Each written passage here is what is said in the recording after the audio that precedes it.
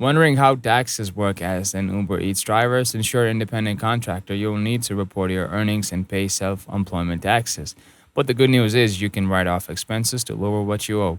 Keep track of mileage driven while delivering, since every mile can add up to big deductions. You can also write off costs like phone bills, delivery bags, car maintenance, gas insurance, parking fees, and tolls, as long as they are related to your deliveries. If you buy gear like insulated bags or a phone mount specifically for work, these count as business expenses too.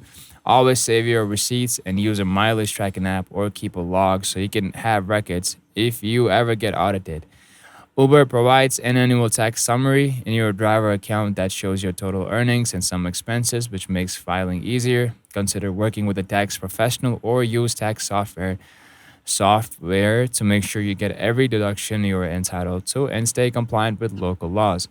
Thanks for watching, like, and subscribe for more quick tips to make the most out of your Uber Eats earnings.